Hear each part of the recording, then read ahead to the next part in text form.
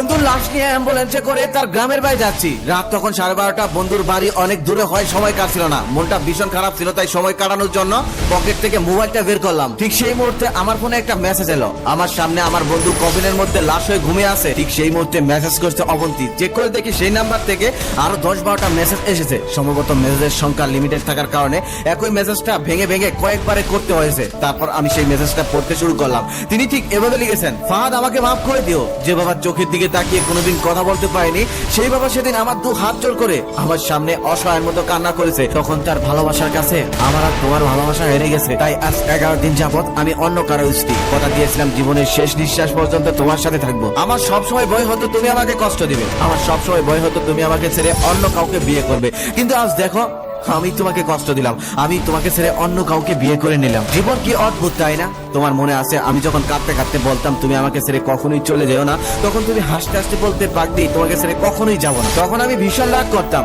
কারণ আমি তো তোমাকে পাগলের মতো ভালোবাসতাম। তুমি নেই এমন একটা পৃথিবী আমি কখনো কল্পনাও করতে পারিনি। অথচ আজ অন্য এই গল্পটা খুব অসাধারণ। গল্পটা ফুল দেখে যাবে, কারণ দাদা হুট করে আমার বিয়ে করে যায়, তাই আমি ইচ্ছা করে তোমার সাথে যোগাযোগ বন্ধ করে দিয়েছিলাম, নাম্বারটাও বন্ধ করে দিয়েছিলাম, এমনকি বিয়ের দিন ফেসবুক আইডিটাও ডিলিট করে দিয়েছিলাম। তুমি কষ্ট পেয়েছো তা আমি জানি।